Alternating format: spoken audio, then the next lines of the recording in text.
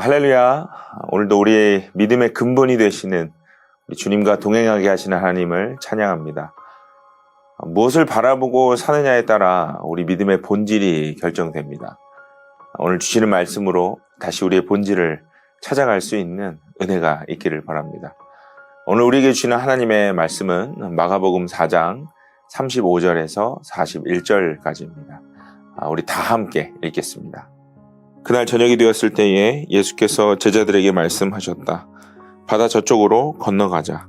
그래서 그들은 무리를 남겨두고 예수를 배에 계신 그대로 모시고 갔는데 다른 배들도 함께 따라갔다. 그런데 거센 바람이 일어나서 파도가 배 안으로 덮쳐 들어오므로 물이 배에 벌써 가득 찼다. 예수께서는 고물에서 베개를 베고 주무시고 계셨다. 제자들이 예수를 깨우며 말하였다. 선생님, 우리가 죽게 되었는데도 아무렇지도 않으십니까? 예수께서 일어나 바람을 꾸짖으시고 바다더러 고요하고 잠잠하여라 하고 말씀하시니 바람이 그치고 아주 고요해졌다. 예수께서 그들에게 말씀하셨다. 왜들 무서워하느냐? 아직도 믿음이 없느냐? 그들은 큰 두려움에 사로잡혀서 서로 말하였다. 이분이 누구이기에 바람과 바다까지도 그에게 복종하는가? 계속해서 마가복음 4장을 함께 묵상하고 있습니다. 오늘 우리가 읽은 본문은 이 풍랑을 잔잔케 하신 사건이죠. 이 사건을 시작으로 5장 마지막 절까지 이 4번의 이적 기사가 등장을 합니다. 이 4개의 연속되는 이적 기사들은 모두 공통된 주제를 가지고 있는데요. 바로 믿음이라는 주제입니다. 이 주제를 통해 예수님께서는요, 제자들과 지금 말씀을 읽고 있는 우리들에게 참된 믿음이 무엇인가에 대해서 질문하고 계십니다. 오늘 말씀을 통해 그 질문에 대한 답을 함께 찾아갈 수 있기를 바랍니다. 먼저 오늘 본문 35절을 보시면 예수께서 제자들에게 바다 저쪽으로 건너가자고 권유하셨죠. 제자들은 예수님을 태워서 건너편으로 향했다고 기록을 합니다. 그런데 가는 도중에 거센 바람으로 인해서 큰 파도가 배 안으로 몰아치기 시작합니다. 이러한 현상은요, 당시 이 갈릴리 바다에서는 아주 자주 일어났던 일이었습니다. 이 갈릴리 바다는 해면에서 약 200m 아래 지점에 있었고, 또 북쪽으로는 약 60km 지점에 헤르몬 산이라는 아주 높은 산이 있었습니다. 이 산에서 내려오는 이 차가운 공기가 갈릴리 바다의 따뜻한 공기와 충돌을 하면 늘 돌풍이 생긴 것이죠. 갈릴리 바다는요, 늘 이런 돌풍이 끊이지 않았던 곳이에요. 그렇기 때문에 갈릴리에서 잔뼈가 굵은 제자들은요, 웬만한 돌풍과 파도에는 익숙했을 것입니다. 그런데 오늘 본문에 등장한 돌풍은 규모가 전혀 다른 것이었음에는 분명합니다. 이 노련했던 어부들조차 당황할 정도였으니 분명 죽을 위기를 느낄 정도의 대단한 돌풍이었을 것입니다. 그런데 놀라운 것은요, 이때에도 예수님은 고물에서 잠을 자고 계셨다는 거예요. 이것에 대해 놀란 제자들이 예수님을 향해서 소리쳤죠. 예수님, 우리가 죽게 되었는데도 아무렇지도 않으십니까? 그때 예수님은요, 잠에서 깨셔서 2가지를 행하셨어요. 바람을 향해 꾸짖으셨고 바다를 향해 잠잠하라고 명령하셨습니다. 이 말씀 때문에 바람과 바다는 잔잔해졌고요. 이어 예수님은 제자들을 향해 질문하셨죠. 왜들 무서워하느냐? 아직도 믿음이 없느냐? 방금 말씀드린 상황은 신앙생활을 하는 우리들이 늘 빈번하게 겪고 또 경험하는 일들입니다. 도저히 감당할 수 없는 문제와 상황들이 우리 앞에 펼쳐질 때에 우리는 하나님께 제자들과 같이 질문해요. 주님, 내가 지금 죽을 것만 같은 위기에 처해 있는데 주님은 아무렇지도 않으십니까? 왜 아무 응답도 없으십니까?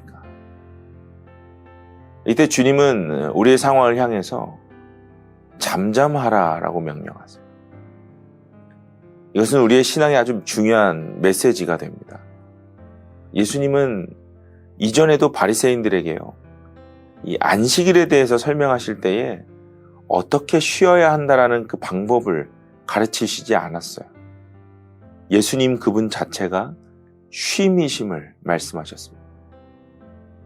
우리는 예수님께 어떻게 하면 믿음과 능력을 가질 수 있는지 질문하고 또 그것을 갖기 위해서 수도 없이 많은 노력들을 하지만 예수님은 자신이 능력 그 자체임을 말씀하십니다.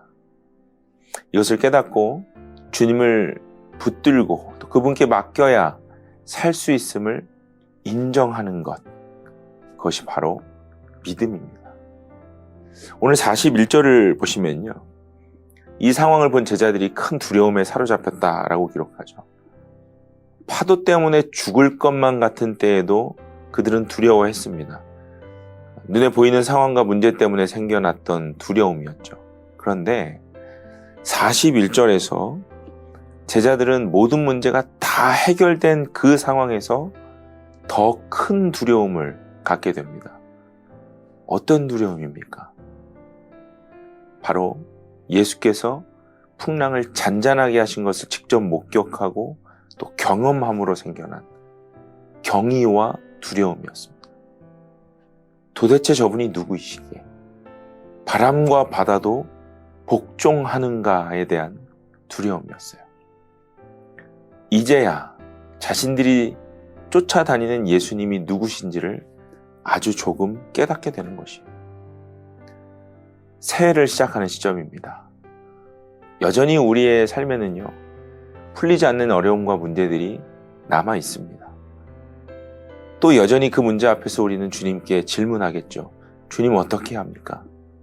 주님 언제까지 이 상황에서 저를 꺼내주실 수 있습니까?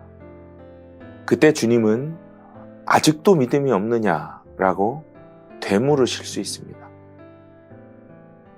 여러분, 우리를 문제 속에서 구해주는 것은 믿음의 질이 아니라 믿음의 대상입니다. 우리가 가진 믿음의 어떤 강도나 노력이 중요한 것이 아니에요. 정말 중요한 것은 내가 누구를 믿고 누구를 붙들고 있는가 하는 것입니다. 믿음을 가지려는 노력보다 더 중요한 것은 믿음 그 자체이신 우리 예수님을 붙들고 그분과 함께 살아가는 것입니다. 예수님은 풍랑과 파도 속에서도 평화롭게 두려움 없이 주무셨습니다. 신뢰와 확신 가운데 주무셨어요. 어떻게 그럴 수 있으셨을까요? 예수님은 사나 죽으나 자신이 하나님께 속해 있음을 알고 계셨기 때문입니다. 여러분, 동일하게 우리가 믿는 하나님은 우리의 아버지시고 세상을 창조하신 주관자이십니다. 예수님을 하나님의 아들이시고 또 우리를 구원하실 능력 있는 자로 믿고 붙드는 삶이라면 현재의 두려움과 걱정이 결국 신뢰와 확신으로 바뀔 수 있게 되는 것입니다. 오늘 그 주님께서 우리에게 잠잠하라, 고요하라라고 외치시기 때문에 오늘도 우리는 어떤 상황 속에서도 평강을 누릴 수 있는 것입니다. 오늘 이 하루 그 주님을 붙들고 다시 온전히 우리의 삶을 맡길 수 있는 믿음으로 살아가시기를 간절히 소망합니다. 그 과정 속에 우리는 더 깊이 우리 주님을 알아가게 될 것입니다. 이 축복을 누리는 저와 여러분이 되기를 간절히 소망합니다. 기도하겠습니다. 살아계신 주님, 바다와 바람도 잠잠케 하시는 그 주님이 나의 주님이심에 감사합니다. 눈에 보이는 것으로 흔들릴 수밖에 없는 우리의 삶이지만 다시 그 상황을 향해 잠잠하고 고요하라고 말씀하실 수 있는 분이 내 곁에 계시니 감사합니다. 하나님이 새해를 시작하며 우리에게 그 믿음이 있게 하여 주옵소서. 어떠한 것을 하고 무엇을 노력함에 인하여서 얻는 믿음이 아니라 주님 한 분이 나와 함께 계심을 믿는 그 믿음으로 우리가 하나님 살아갈 수 있음을 고백하는 은혜가 있게 하여 주옵소서. 오늘도 여러 가지 우리가 직면해야 할 삶의 문제들 앞에 그 주님이 함께하고 계심을 선포하는 믿음의 날이 되기를 소망합니다. 예수님의 이름으로 기도드립니다. 아멘.